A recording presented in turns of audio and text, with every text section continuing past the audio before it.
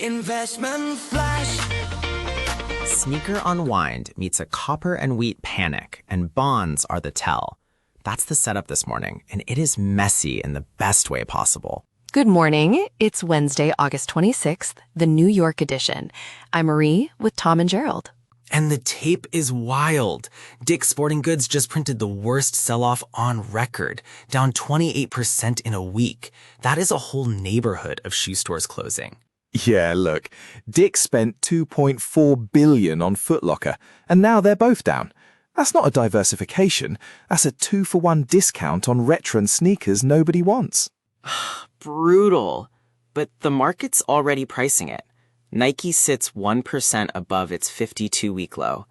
The short is chasing a print, not front-running one. No, but that's exactly my point. The footwear margin squeeze is already in the tape. Shorting it now is momentum, not insight.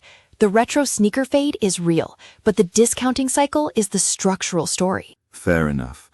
Foot Locker, Skechers, the whole value footwear shelf is tied to the same core categories. The deal backfired, and the discounting is spreading. And that's the consumer-cyclical unwind in one chart. Now the auto side. Trump's threatening 50% tariffs on Canadian-built vehicles. Detroit is far more exposed than the rest of the U.S. because engine and assembly cross the border.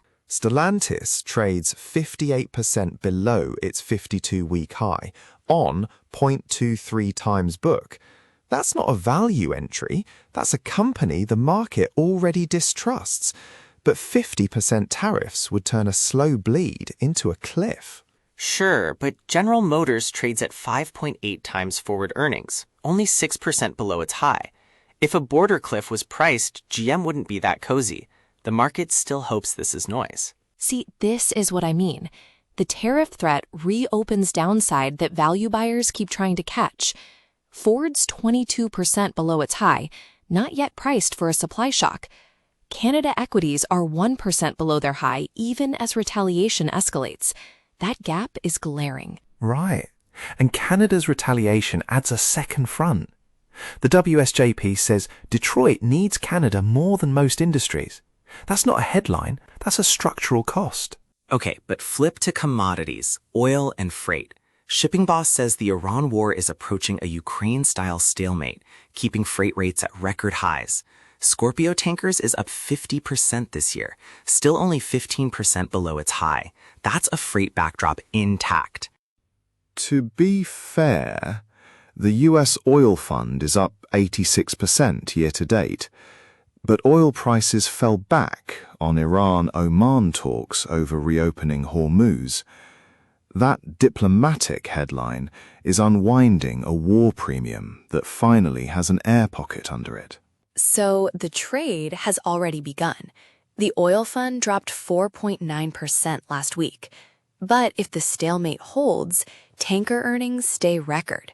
The freight story is separate from the oil price story. Exactly. That's why Scorpio is a buy on the freight, not the crude. Record rates don't need war, just stalemate. And that is precisely the fragile part. Long bonds next. Citadel strategist says the short-long bond trade is one-sided. A turnaround could catch investors off guard. Meanwhile, MarketWatch runs the ugly math on $40 trillion of US debt, arguing heavy supply keeps yields up. That's a genuine split. TLT sits just 2% above its 52-week low. The crowded short unwind and the debt supply bear case are both being priced at the same level.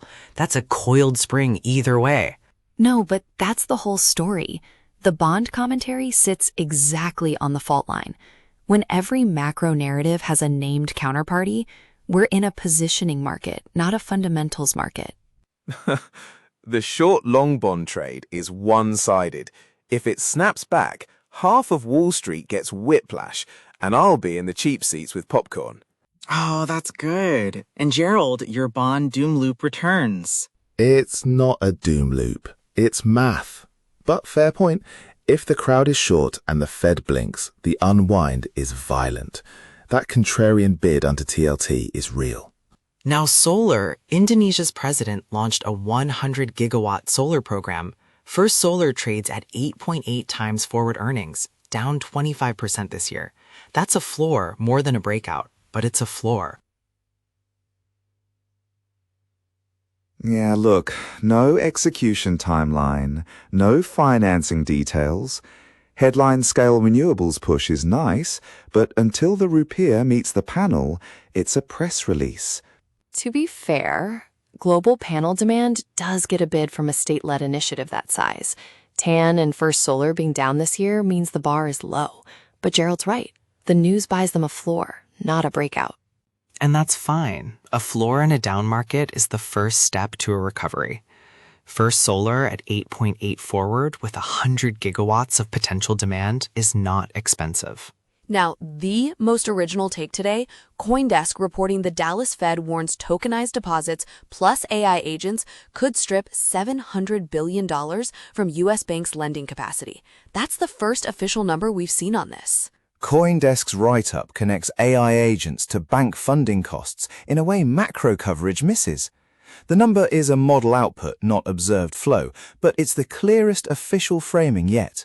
Right, and XLF sits at its 52-week high.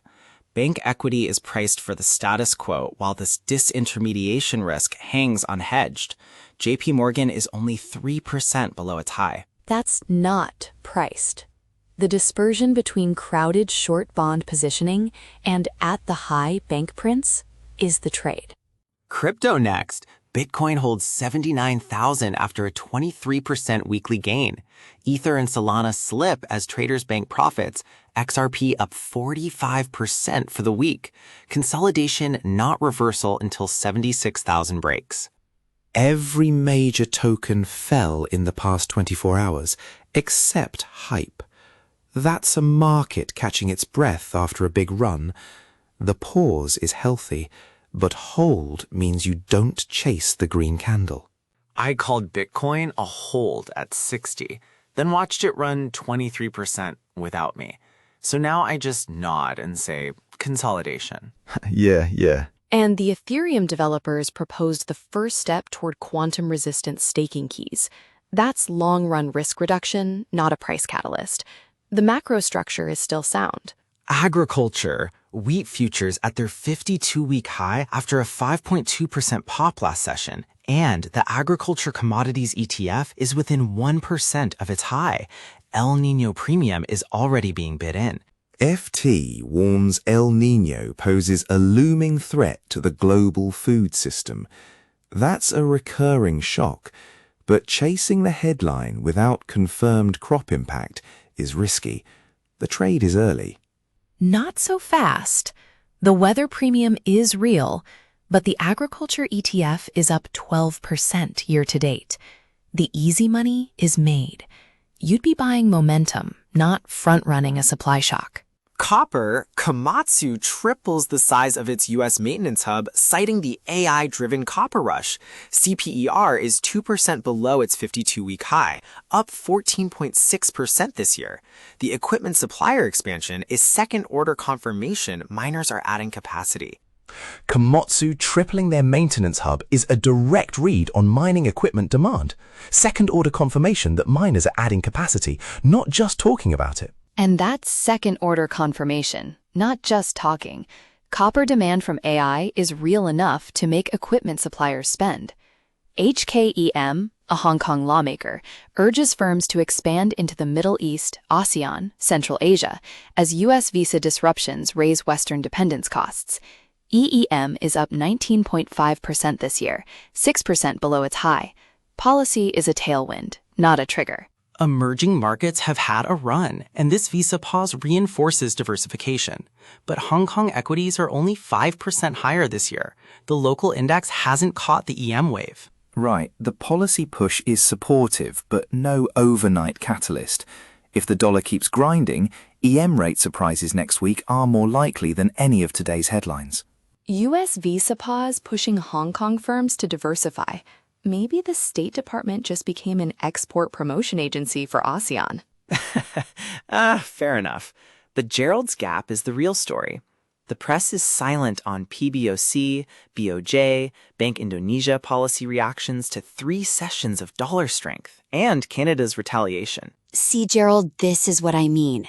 That silence is the gap we would watch. So convergence today, consumer-cyclical unwind in footwear and autos, commodity and capex bid in copper, wheat, oil services.